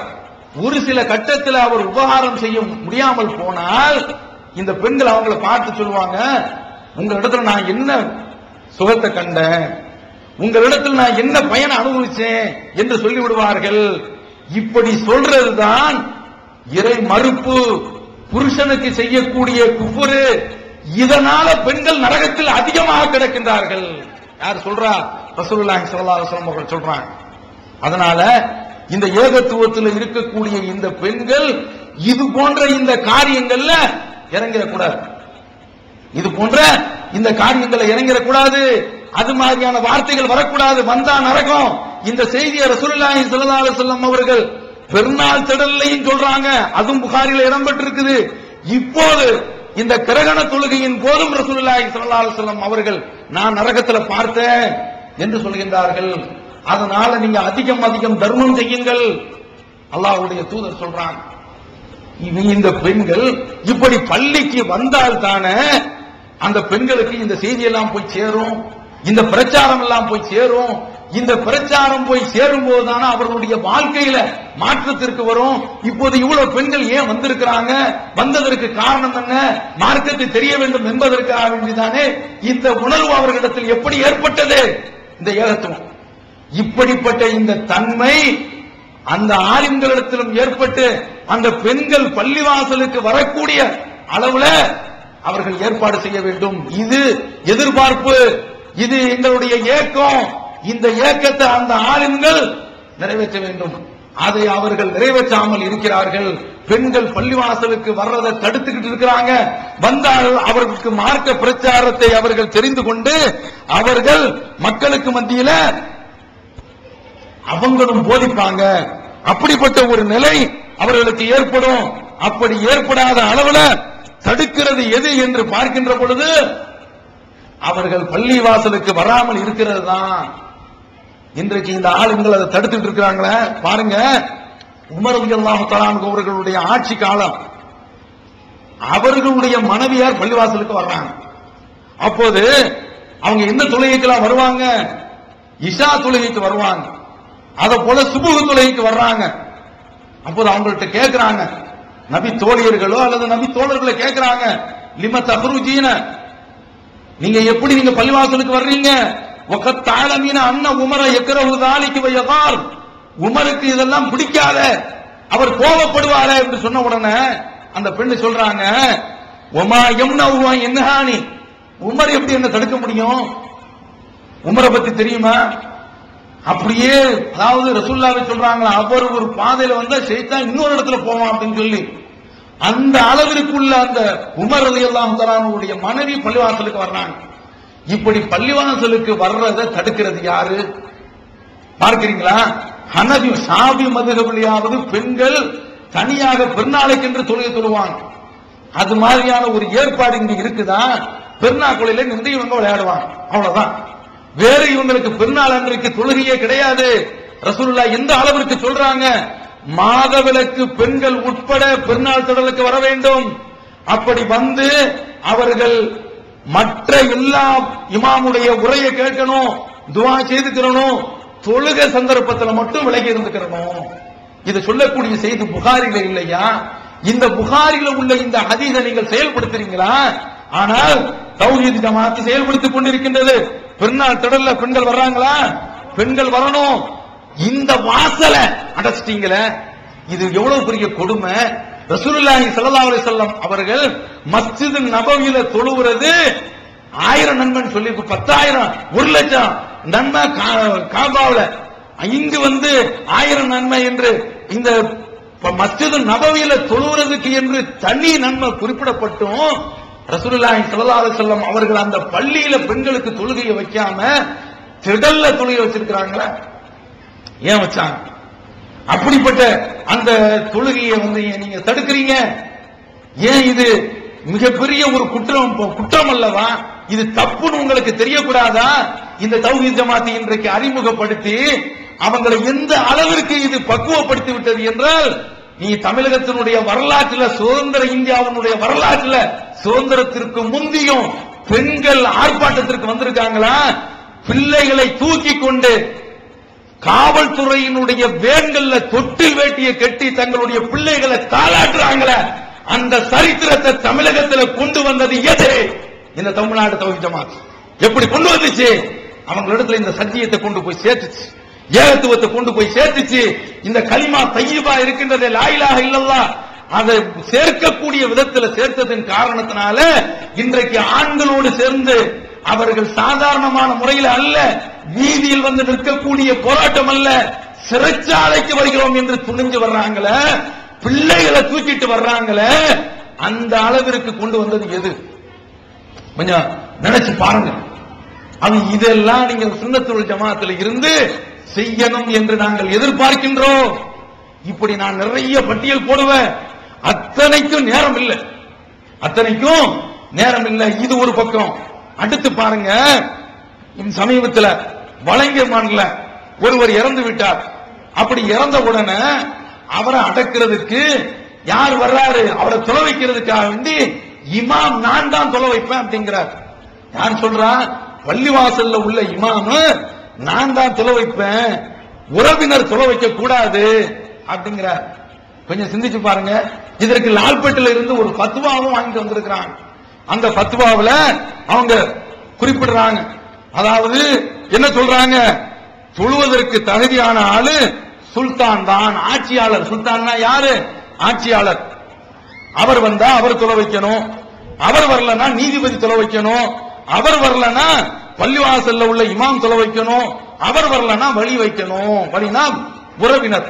இப்ப பாருங்க, சுல்தான்னா யாரு? கருணாநிதி தான் வந்து தொலை வைக்கணும், ஆட்சியாளர். பள்ளிவாசல்ல உள்ள இமாம் வந்து ஆட்சியாளரா அவரு, இவர் என்ன தொலை வைக்கிறதுக்கு வர்றது? இது எங்க சொல்லப்பட்டிருக்குது? உறவினர் தானப்பா, துவா செய்யறதுக்கு ரொம்ப தகுதியானவங்க. ஷாஃபி இமாம் சொல்லலையா? நிறைய அந்த ஃபத்வாக்கள்ல 3 விஷயங்கள் சொல்லிருக்காங்க, அத்தனையுமே தவறு. இது நம்ம கடைநூல்ல இருந்து வந்த அந்த ஃபத்வா காப்பி நீங்க படிச்சுக்கலாம். இந்த மாநிலத்தினுடைய ஏகத்துவத்திலையும் வருது. இந்த ஆளுங்கள் எப்படிப்பட்டவங்க? இவங்க இப்படி எல்லாம் ஃபத்வா சொல்றாங்களே, இது எங்க உள்ள ஃபத்வா? இது யார் சொல்ற ஃபத்வா? அல்லாஹ்வுடைய தூதர் சொன்னதா? ரசூலுல்லாஹ் சொன்னதா? பின்னால ஆலம்கிரிங்கிற கிதாப்ல இவங்க எழுதி வச்சது. இது எப்படி செல்லுபடி ஆகும்? கொஞ்சம் சிந்திச்சு பாருங்க. ஒருவர் இறந்து விட்டார், அவருக்கு துஆ செய்வதற்கு ரொம்பவும் தகுதியானவர் யார் தெரியுமா? உறவினர் தான். அவங்க தான் தன்னுடைய தாய் தந்தையருக்கு, தாப்பன் இறந்துட்டா அவங்களுக்காக வேண்டிய பிள்ளை துஆ செய்யறது. தாய் இறந்து விட்டால் அவங்க பிள்ளை துஆ செய்யறது, உருக்கத்தோட துஆ செய்வான், உள்ள அச்சத்தோட துஆ செய்வான். தன்னுடைய தகப்பன் வந்து கபர்ல தண்டிக்கப்படக்கூடாது என்று துஆ செய்வான். இவங்க யாரு? நாங்கெல்லாம் இந்த தஞ்சை மாவட்டத்துல தான் ஒரு 20 வருஷத்துக்கிட்ட இந்த பக்கம் தான் சுத்தி மடக்கி சுத்தி சுத்தி சுத்தி சுத்தி இந்த பக்கம் தான் இருந்தோம். பாத்தியாவோட போவோம். பாத்தியாவோட போகும்போது வெற்றிலையில பணத்தை வச்சு தருவாங்க. இது தஞ்சை மாவட்டத்தில் உள்ள ஒரு பழக்கம். அப்படி அந்த வெற்றிலையில அப்படி அவர்கள் பணத்தை வச்சு தரும்போது சில வீடுகள்ல சுருட்டு இருக்கும். ஏங்க சுருட்டு வச்சிருக்கீங்க அப்படின்னு கேட்டா, இறந்தவர் சுருட்டு குடிச்சாரு அப்படிம்பாங்க. அப்ப எப்படி மக்கள் இருக்கிறாங்கன்னு பாருங்க. இப்ப நீங்க புரிஞ்சுக்கிறணும். இப்ப இந்த ஓத சொல்றாங்களே, அதுல 3 யாசின் ஓதுனா ஒரு யாசினை வந்து ஓதாம ஏமாற்றியாரு. எல்லா இடத்துலயும் தில்லுமுள்ளு. இவர் ஓதி போய் சேர்றதா கொஞ்சம் சிந்திச்சு பாருங்க. அப்படி எங்கள்கிட்ட ஓத சொன்ன உடனே ஓதிட்டு வருவோம். ஓதிட்டு அங்கிருந்து வரும் பொழுது அதுல வந்து அந்த வெற்றிலை அப்படி லேசா நீக்கி பார்க்கும்போது எனக்கு கௌரவம் குறைஞ்சிடக்கூடாது. அப்படி வெளியில வரும்போது அப்படி லேசா பார்த்தமாக்க சிகப்பா தெரிஞ்சிச்சுன்னு வைங்க, உருப்படாத ஒண்ணு 2 ரூபா தாள் கசங்கி போய் அழுக்கு பிடிச்ச தாள். கொஞ்சம் 10 ரூபா 5 ரூபாயா இருந்துச்சு, பச்சை தாளா இருக்கும். சரி இறந்தவன் வாழ்க அப்படின்னு நினைச்சுக்கிறது. நீல கலர்ல இருந்துச்சு வைங்க, அப்புள்ள 10 ரூபாய சொல்றேன். கொஞ்சம் நீளமா இருந்தாங்க, செத்தவன் வாழ்க வாழ்க வாழ்க. 10 ரூபாயில தந்திருக்கான். இது உருப்படுமாங்க? இது இப்படி இறந்தவர்களுக்காக பிரார்த்தனை செய்யறது தேருமா? கொஞ்சம் சிந்திச்சு பாருங்க. அதனால இந்த ஆலிம்சாக்களை அஜிர்த்துமார்களை கூப்பிட்டு நீங்க ஒருபோதும் பாத்தியா எதுவும் ஓதாதீங்க. உங்களுடைய பெற்ற தகப்பனார்களுக்கு நீங்கள் தான் துவா செய்ய வேண்டும். அவர்களுக்காக வேண்டி நீங்கள் தான் அல்லாஹ்விடத்தில் பிரார்த்திக்க வேண்டும். இப்போது கொஞ்சம் நாம இவர்களிடத்துல சொல்றோம், அவங்க அவங்களுடைய பெற்றோருக்கு பிள்ளைகளுக்கு செய்யறது தானப்பா முறை, அவங்க தொலை வைக்கிறது தானே அது முறை. இதுல வந்து குறுக்க வந்து நிக்கிறீங்களே, இது எப்படி நியாயம்? ரசூலுல்லாஹி ஸல்லல்லாஹு அலைஹி வஸல்லம் அவர்கள் சில திக்ர்களை சொல்லி தர்றாங்க. என்ன சொல்றாங்க? நீங்க முந்தி போயிட்டீங்க, அன்தும் சலஃபுன் வ நஹ்னு ஹலஃபுன், நீங்கள் முந்தி போயிட்டீங்க, நாங்க பிந்தி வர போறோம். இப்படி ஒரு ஆளு அஸ்ஸலாமு அலைக்கும் அஹ்லல் குபூர், கபர்களில் இருக்கக்கூடியவர்களே உங்களுக்கு சலாம் உண்டாவதாக, உங்களுக்கு அல்லாஹ்வுடைய அமைதி உண்டாகட்டும் அப்படின்னு துஆ செய்து விட்டு நீங்க போயிட்டீங்க, நீங்க முந்தி போயிட்டீங்க, பின்னால நாங்க வர்றதுக்கு இருக்கோம், இப்படி இப்படி துஆ செய்ய சொல்றாங்க. போனால் அங்க மரணத்தினுடைய படிப்பினை வரணும். அதற்காக வேண்டிதான் இப்ப இன்னஹா துதக்கிருல் ஆகிரா, அது மர்மை சிந்தனையை ஊட்டுகிறது அப்படின்னு சொல்றாங்க. அந்த சிந்தனையா ஊட்டுது. போய் உட்கார்ந்துக்கிட்டு கலர் கலரா பாக்குறான், வண்ணத்து பூச்சிகளை பாக்குறான், கண்ணு அப்படியே. அவங்களும் அதுக்கு தான் வர்றாங்க ஜியாரத், இவங்களும் அதுக்கு தான் போறாங்க ஜியாரத். சந்திக்கிறது யாரு? இந்த 2 பேரும், வாலிப வட்டமும். இது ஹராம் கிடையாதா? இதெல்லாம் தடுத்து நிறுத்தக்கூடாதா? இதற்கு வந்து மார்க்கத்துல ஃபத்வாவை சொல்லி நாகூருக்கு போகாத, ஏர்வாடிக்கு போகாத, அஜ்மீருக்கு போகாத என்று நீ சொல்ல வேண்டாமா? நீ ஆத்தங்கர சையத் அலி பாத்திமா திருநெல்வேலி மாவட்டத்துல அங்கு போகாத என்று இதையெல்லாம் சொல்றதுக்கு நீங்க ஃபத்வா விட்டீங்களா? அதற்காக வேண்டி களத்துல இறங்குனீங்களா? ஊரா போய் தெருவா போய் பிரச்சாரம் செய்தீர்களா? மேடை போட்டு பேசினீர்களா? அவர்களை கையால் தடுத்தீர்களா? இல்லையே. இதற்கு மட்டும் உங்களுக்கு என்ன வேகம் வந்துருச்சு? இதற்கு வந்து மார்க்கத்துல ஃபத்வாவை சொல்லி நாகூருக்கு போகாத, ஏர்வாடிக்கு போகாத, அஜ்மீருக்கு போகாத என்று நீ சொல்ல வேண்டாமா? நீ ஆத்தங்கர சையத் அலி பாத்திமா திருநெல்வேலி மாவட்டத்துல அங்கு போகாத என்று இதையெல்லாம் சொல்றதுக்கு நீங்க ஃபத்வா விட்டீங்களா? அதற்காக வேண்டி களத்துல இறங்குறீங்களா? ஊரா போய் தெருவா போய் பிரச்சாரம் செய்தீர்களா? மேடை போட்டு பேசினீர்களா?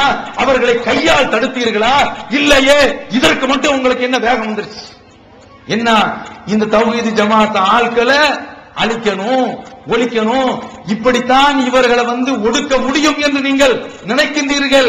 ஒன்றை சொல்லிக் கொள்கின்றேன், எழுதி வைத்துக் கொள்ளுங்கள். அரைக்க சந்தனம் மணக்கும், தீட்ட வைரம் மின்னும். நீங்கள் அடிக்க இந்த தௌஹீத் ஜமாத் மேலே எகிரி கொண்டுதான் போகும் இன்ஷா அல்லாஹ். இது ஒருபோதும் கீழே போகாது. பார்த்தீர்களா? என்ன பக்கத்துல வள்ளத்துல தானே நடந்துச்சு. லட்ச மக்கள் எதிர்பார்த்த மக்களை விட வந்து குவிஞ்சதன் காரணத்தினால அவர்களை அரவணைக்க முடியாமல் நாங்கள் தவித்தோமே, தயங்கினோமே, தள்ளாடினோமே, திக்குமுக்காடினோமே, திணறினோமே. அல்லாஹ் தஆலா எப்படி கொடுத்தான்? இந்த சத்தியத்திற்கு என்று ஒரு எஃபெக்ட், அதற்கென்று ஒரு சக்தி, அதற்கென்று ஒரு காந்த சக்தி, அதற்கென்று ஒரு ஈர்ப்பு சக்தி, அதற்கென்று ஒரு இருப்பு சக்தி, அதற்கென்று ஒரு கவர்ச்சி இருக்கிறது. அந்த கவர்ச்சி இந்த சத்தியத்தின் பக்கம் இழுத்துக் கொண்டு வந்து கொண்டிருக்கின்றது. அதனால அந்த உலமாக்களிடத்தில் நாங்கள் சொல்கின்றோம், உங்களுடைய நடையை நீங்கள் மாற்றுங்கள், உங்களுடைய சிந்தனையை நீங்கள் மாற்றுங்கள், இந்த ஏகத்துவத்தின் பக்கம் மாறுங்கள், சமுதாயத்தை நீங்கள் மாற்றலாம். இன்றைக்கு மாற்றி இருக்கிறோம். எங்களிடத்தில் ஆலிம்கள் நிறைய கிடையாது. இருக்கக்கூடிய ஆலிம்கள் என்று எடுத்துக்கொண்டால் உங்களுடைய ப்ரொபோர்ஷன் அந்த விகிதாச்சாரத்தோடு எண்ணிக்கையோடு ஒப்பிட்டு பார்க்கும் பொழுது we are very smallest small. நாங்க வந்து ரொம்ப குறைச்ச, ரேரஸ்ட் ரேர், ரொம்ப குறைச்ச, அற்பத்திலும் குறைச்ச. இவர்களுடைய இந்த பிரச்சாரத்துல மக்கள் இன்றைக்கு இவ்வளவு பேர்கள் வருகின்றார்கள் என்றால் இது எங்களுடைய சக்தி அல்ல, இது எங்களுடைய ஆற்றல் அல்ல, எல்லாம் அல்ல அல்லாஹ் கொடுக்கக்கூடிய மாபெரும் ஒரு சக்தி. அந்த சக்தியை நீங்களும் உங்களுடைய உடலில் அப்படியே எடுத்துக்கொண்டு உங்களுடைய உடல்ல உள்ளத்தில் அதை சேர்த்துக் கொண்டு உங்களுடைய நரம்புகள் தென்ன புடைக்க நீங்களும் இந்த சத்திய பிரச்சாரத்தை செய்யுங்கள்.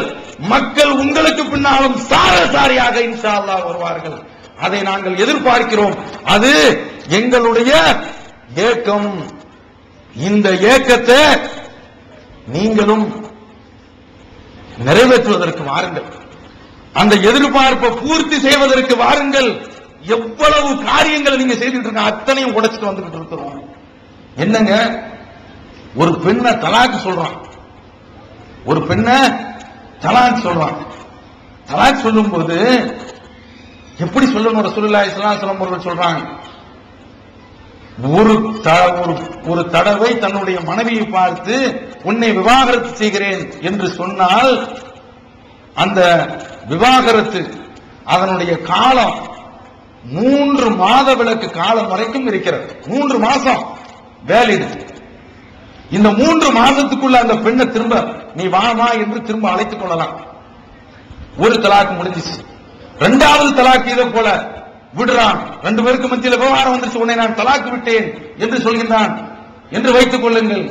அப்ப என்ன, அதனுடைய காலம் 3 மாசம், 3 மாத விலக்கு.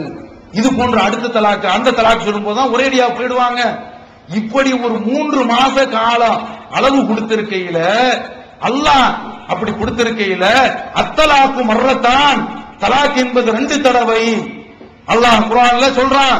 3வது தடவை இருக்க இம்சாக்குன் பிமாரூஃப், ஒன்று நல்ல முறையில் அந்த பெண்ணை வச்சுக்கலாம், அவ தஸ்ரீகுன் பி இஹ்சான், அல்லது நல்ல முறையில விட்டாரலாம். இதான் 3வது தலாக். இன்றைக்கு என்ன சொல்றான்? முத்தலாக்கு என்று சொல்லி அட்டிய டயத்துல ஒரே நேரத்தில் ஒரு பெண்ணுடைய வாழ்க்கையை க்ளோஸ் பண்ணி அந்த பெண்ணை மீண்டும் சேர விடாத அளவிற்கு ஆக்கி வச்சு தடுத்துக்கிட்டு இருக்கீங்களே, இது எந்த அடிப்படையிலப்பா நியாயம்? இது எந்த அடிப்படையில நியாயம்? அநியாயம் இல்லையா? இது அக்கிரமம் இல்லையா? இது இந்த அநியாயத்தை செய்துட்டு இருக்கீங்க. நாங்க என்ன செய்தோம் தெரியுமா? எங்களுடைய ஜமாத்து தோன்றி யார் இப்படி முத்தலாக்குன்னு சொல்லி ஆரம்பத்துல தலாக்கு விட்டாங்களோ அவங்களை இப்போது சேர்த்து வச்சிருக்கிறோம். ஏன்? ஒருவன் அந்த 3 மாத விலக்கு காலத்துக்கு இடையில அவன் 10,000 தலாக்குன்னு சொன்னாலும் அது ஒரு தலாக்கு தான். இதை எப்படி சொல்றோம்?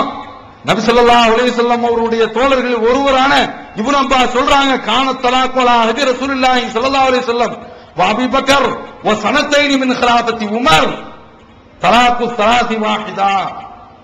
ரசூலுல்லாஹ்வுடைய காலத்துல, அபூபக்கருடைய காலத்துல, உமருடைய ஆட்சியினுடைய 2 ஆண்டு காலத்துல 3 தலாக்கு விட்டாலும் அது ஒரு தலாக்கு தான். இது முஸ்லிம்ல 2689வது ஹதீஸா இருக்குது. உமர் ரலியல்லாஹு அன்ஹு காலத்துல சின்ன ஒரு மாற்றம் வருது. உமர் ரலியல்லாஹு அன்ஹுடைய காலத்துல இந்த மாற்றம் ஏற்பட்டிருந்தாலும் அல்லாஹ்வுடைய தூதர் எதை அமல்படுத்தினாங்க அதுதான சட்டம். அந்த சட்டத்தை இன்றைக்கு நாம் அமல்படுத்துறோம். இப்படி பெண்களுடைய வாழ்க்கையை பறிக்கிறீங்களே, இது நியாயமா? அதை அப்படியே மாற்றி அவர்களுக்கு வாழ்க்கை கொடுப்பதற்கு வாங்க. அடுத்து பார்க்கிறோம், வெளிநாட்டில் இருந்து கடிதம் எழுதுறாங்க, உன்னை நான் விவாகரத்து செய்தேன். கடிதம் வருது, விவாகரத்து ஆயிடுறாங்க மதுஹப்ல. இப்படி 4 மதுஹப்களும் என்று திருப்ப கொடுத்து 4 மதுஹப்களும் இப்படி சொல்லுது அப்படின்னு சொல்றான். அல்லாஹ் தஆலா என்ன சொல்றான்?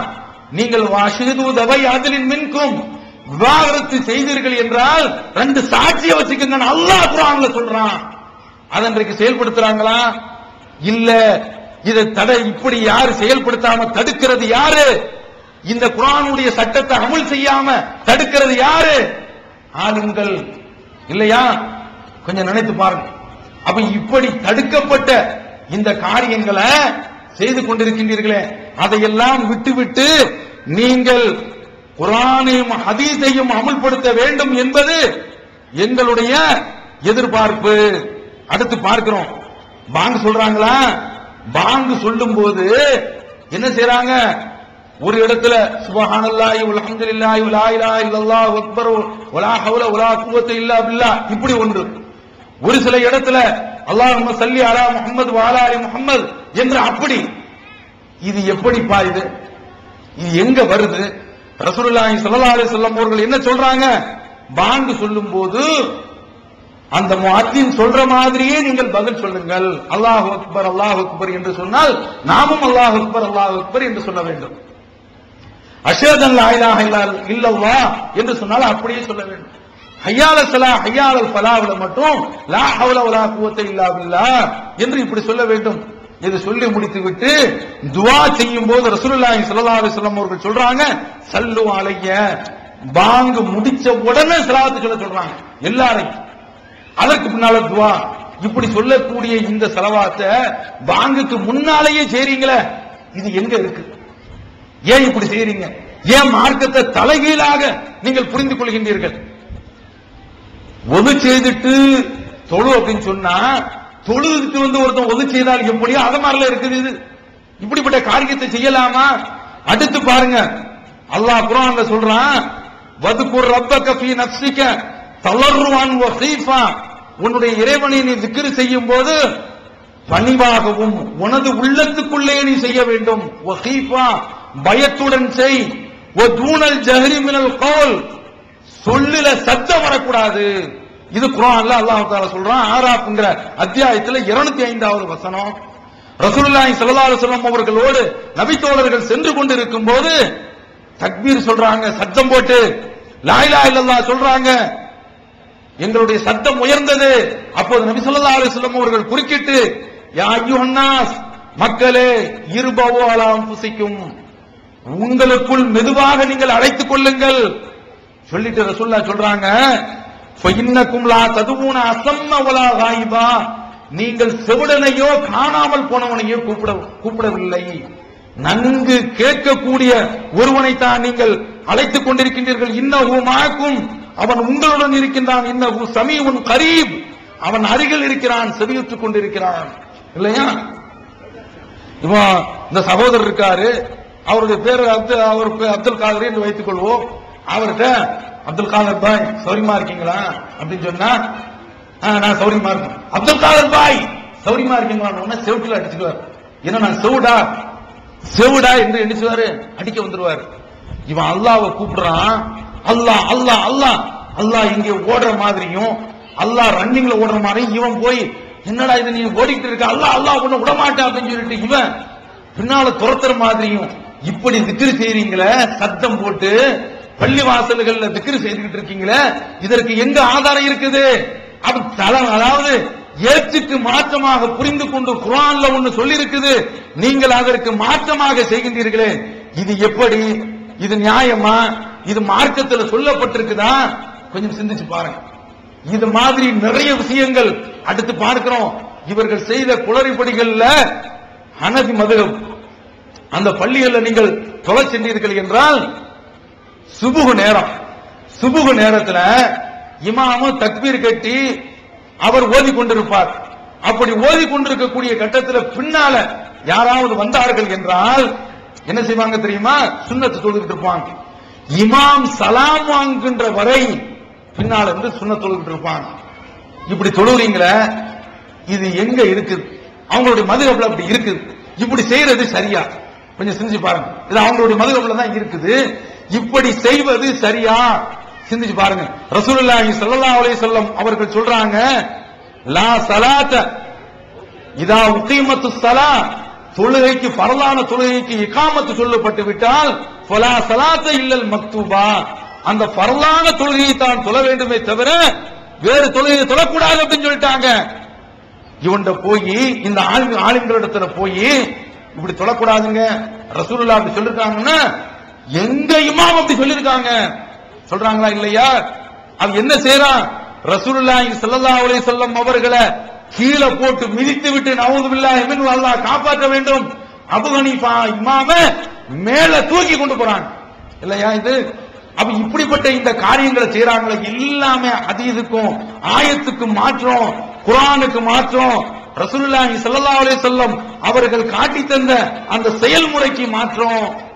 இதெல்லாம் நடக்குதா இல்லையா? அடுத்து பாருங்க, அல்லாஹ் தஆலா குர்ஆன்ல சொல்றான், வாத்து நிசா சதுகாத்திஹின்ன நஹ்லா, நீங்கள் பெண்களுக்கு மகர்களை தாராளமாக கொடுத்து விடுங்கள் அப்படின்னு சொல்றான். இத செய்றாங்களா? இத இன்றைக்கு ஆலிம்கள் செய்றாங்களா? அஜர்த்துமார்கள் செய்றாங்களா? எல்லோரும் சேர்ந்து பெண் வீட்டுல தானே வாங்குறீங்க. இது கொடுமை இல்லையா? அல்லாஹ் தஆலா கொடுக்க சொல்றானே, கொடுக்கிறது தானங்க பரக்கத்து. இன்றைக்கு அரபகத்துல பாருங்க, பூமியில தோண்டினா பெட்ரோல் வருது. ஏன்? அந்த ஊர்ல, அந்த நாட்டுல, ஜித்தாவுல ஒரு தடவை நான் பள்ளிவாசல்ல போய் உட்கார்ந்து இருக்கும் போது பெரிய போஸ்டர் ஒட்டி இருக்காங்க, சுவரொட்டி, ஆண் குமரர்களுக்கு உதவி செய்யுங்கள். பார்த்துக்கங்க, இங்க என்ன, குமரிகளுக்கு உதவி செய்யுங்கள் கல்யாணம் செய்து கொடுப்பதற்கு என்று இங்கு பெண்களுக்கு நிதி கேட்டுக்கிட்டு இருக்கிறான். அங்க என்ன செய்யறான்? பெண் ஆண்களுக்கு உதவி செய்யுங்கன்னு சொல்றான். ஆண்களுக்கு உதவி செய்ய சம்பாதிச்சு கொடுத்துருவான் இல்லையா? இந்த பெண்கள் இவங்க திருமணம் முடிக்கிறதுக்காக வேண்டி எவ்வளவு சிரமப்படுறாங்க, கொடுத்துதான முடிக்கணும்னு சொல்றாங்க. அதுலயும் போய் அல்பாத்தியா ஓதி, அதுல பாருங்க துவா எங்கிருந்து, ஆதம் அலைஹிஸ்ஸலாம் அவர்கள் இடத்துல இருந்து சங்கிலி போட்டு அப்படியே கொண்டு வந்து அலி பாத்திமா, இத இந்த மாவட்டத்தில் உள்ள பெண்கள் சொல்லும் போது அள்ளி பயணமாங்கிறது, அள்ளி குத்துன பயணமாங்கிறது, அள்ளி போட்டார். இதுல தாலி கட்டுறது, இந்த சடங்குகள் பாத்திமா அலி பேர் சொல்லும் போதுதான் தாலியே கட்டணுமா. எதை இப்படி எல்லாம் ஏற்படுத்தி வைத்திருக்கிறார்கள் என்று பாருங்கள். இப்படி எல்லாம் துவா ஓதுறீங்களே, அந்த துவாவுல மூசா அலைஹிஸ்ஸலாம் அவர்களை சேர்க்கிறீங்களே, அதற்கு அருகதை இருக்குதா? அந்த மூசா அலைஹிஸ்ஸலாம் அவர்கள் திருமணம் முடிச்சாங்களே, அவங்களுக்கு மனைவி சஃபூராவா என்னங்கிறதெல்லாம் ஹதீஸிலேயோ குர்ஆன்லயோ நம்ம பார்க்க முடியல. சரி, சஃபூராவே இருந்து போட்டோம். அந்த பெண்ணை திருமணம் முடிக்கும் பொழுது மூசா அலைஹிஸ்ஸலாம் அவர்கள் 10 வருடம் அந்த பெண்ணுடைய தகப்பனார் இடத்துல வேலை பார்த்து அதை மகரா கொடுத்து திருமணம் முடிக்கிறாங்க. இன்றைக்கு இந்த அஜர்த்துமார்கள் அப்படி செய்றாங்களா? இப்ப நாங்க என்ன எதிர்பார்க்கின்றோம் தெரியுமா? இதையெல்லாம் நீங்கள் செய்யுங்கள், இந்த காரியத்தை எல்லாம் அமல்படுத்துங்கள். எங்கு வரதட்சணை வாங்கப்படுகின்றதோ அந்த திருமணத்திற்கு போகாதீங்க. எந்த அளவிற்கு தெரியுமா? தஞ்சை மாவட்டத்தில் உள்ள அநியாயம், மாப்பிள்ளைக்கு இவர் அஜரத்து பால் கொடுக்கணும், பாலும் பழமும் ஏன் அவனுக்கு குடிக்க தெரியாதாங்கிறான். இந்த பால்ல உள்ள மிச்சத்தை இவர் இங்கிருந்து அனுப்பி இது பொண்ணு குடிக்கணும். என்னடா இது அநியாயம்? அந்த மணவரையில செய்ய வேண்டிய அந்த காரியத்தை இவர் ஏஜெண்டா இருந்துகிட்டு செய்துட்டு இருக்க, இது கொடுமை இல்லையா? இது ஏன்பா? ஏன் இந்த மாதிரி அந்த சுயமரியாதை எல்லாம், ஏகத்துவம் இருந்தா தான் சுயமரியாதை வரும், ஏகத்துவம் இருந்தா தான் சுயமரியாதை வரும். இந்த சுயமரியாதை எல்லாம் இழந்துகிட்டு அவனுக்கு பால் ஊட்டுறது, அவன் மனைவி ஊட்டிட்டு போறான் முதல் இரவுல, உனக்கு ஏன் அந்த வேலை? அல்லது இவன் அவளுக்கு ஊட்டிட்டு போறான், பழத்தை கொடுத்துட்டு போறான், உனக்கு ஏன் அந்த டியூட்டி? இப்படிப்பட்ட இந்த காரியத்தெல்லாம் செய்யறீங்களே, ஏன் இதெல்லாம் செய்யணும்? இப்படி ஒரு ஆலிம் போய் தான், ஒரு அஜரத்து போய் தான் திருமணத்தை நடத்தணுமா? அப்படி இருக்குதா? அப்துர் ரஹ்மான் இப்னு அவுஃப் ரலியல்லாஹு தஆலா அன்ஹு அவர்கள் ரசூலுல்லாஹ்வையே அழைக்காம திருமணம் முடிக்கலையா? முடிச்சு விட்டு வந்து நான் திருமணம் முடித்தேன் என்று சொல்லலையா? அது ரசூலுல்லாஹ்வை பார்த்து கேட்ட பிறகு சொல்லலையா? இதெல்லாம் புகாரில இடம்பெறலையா? சிந்தித்து பாருங்க. அப்ப இப்படிப்பட்ட இந்த மார்க்கத்தை நீங்கள் தெரிந்தே மறைத்துக் கொண்டு நடந்து கொண்டிருக்கின்றீர்கள். இதுல ரொம்ப கொடுமை என்ன தெரியுமா? இந்த தர்காவுல போய் நிற்கிறாங்களே, அவங்களை நீங்கள் கண்டுக்கிறதே கிடையாது, கண்டிக்கிறதே கிடையாது. அந்த தர்காவுல போய் இறந்து போன ஆட்கள்கிட்ட கேட்காதீர்கள் என்று எந்த ஒரு ஆலிமும் சொல்றது கிடையாது. இந்த தௌஹீத் ஜமாத் தான் சொல்லிட்டு இருக்குது. ரசூலுல்லாஹி ஸல்லல்லாஹு அலைஹி வஸல்லம் அவர்கள் தர்காவை உடைக்கணும்னு சொல்லலையா? இப்ப நாம உடைக்க முடியாது, சட்ட ஒழுங்கு கெட்டு போயிடும், சட்டம் நம்முடைய கையில கிடையாது. யாரு இந்த தர்காவை நடத்துறாங்களோ ஹக்குதாரர்கள், ஹக்குதாரனா அலிசா அலிசுபரா டெபாசிட் பக்குன்னு அபக்குன்னு போட்டு அமுக்குறது. எல்லா ட்ரஸ்டிகளும் வந்து என்ன செய்யறது? அந்த உண்டியல்ல உள்ள வருவாய் எடுத்து சாப்பிட்டுக்கிட்டு இருக்கிறாங்க.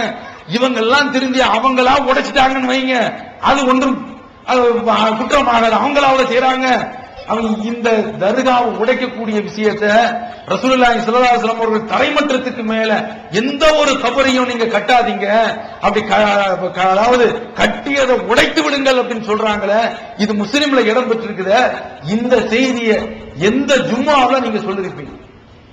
ஜும்மாவுல ஏறின உடனே சும்மா ஒரு அல்ஹம்துலில்லாஹ் பெரிய ஒரு கம்பு ஒன்று வச்சிருக்காங்க, அந்த கம்பு வச்சு ஒரு பாட்டு ஒண்ணு ராகம் போட்ட உடனே அவன் தாலாட்டு போடுற மாதிரி உட்கார்ந்து அப்படியே தூங்கிட்டு இருப்பான். சில பேருக்கு குரட்ட சத்தமே வருது ஜும்மாவுல. எப்படி இப்ப நாங்களும் தான் பிரச்சாரம் பண்றோம், அப்படியே நரம்பெல்லாம் புடைச்சி அப்படியே எரி தளல் மாதிரி ஆகல. ரசூலுல்லாஹ்வுடைய பிரச்சாரம் அப்படிதான் இருந்தது. காண்டது முன்திரு ஜெய்ஷ், ஒரு பட்டாளத்தை எச்சரிப்பது போன்று ரசூலுல்லாஹ்வுடைய பிரச்சாரம் அமைஞ்சிருக்கும். இவன் தாலாட்டு பாடுறான் அல்ஹம்துலில்லாஹ் அப்படின்னு போட்ட உடனே தூங்கியாராம். அப்புறம் இகாமத்து சொன்ன உடனே எழுந்துடுறா, இகாமத்து சொல்லியாச்சு அப்படின்னு எழுப்பக்கூடிய நிலைமை. அவ இதெல்லாம் மாற்றி இந்த ஜும்மாவுல இந்த விஷயத்தை சொல்ல வேண்டாமா? சொல்லிக்கிட்டு இருக்கோம். இதையெல்லாம் மக்களிடத்துல கொண்டு போங்க. இப்படிப்பட்ட இந்த செய்திகள் எல்லாம் சொல்லி ஒட்டுமொத்த அந்த தமிழகமும் தௌஹீதுக்கு வர வேண்டும். இதுதான் எங்களுடைய நோக்கம், ஏக்கம் என்று கூறி வாய்ப்பளித்தமைக்கு நன்றி கூறி அமைகின்றேன். வாஹிரு தஅவானா அல்ஹம்துலில்லாஹி ரப்பில் ஆலமீன். வஸ்ஸலாமு அலைக்கும் வரஹ்மத்துல்லாஹி வபரகாத்துஹு.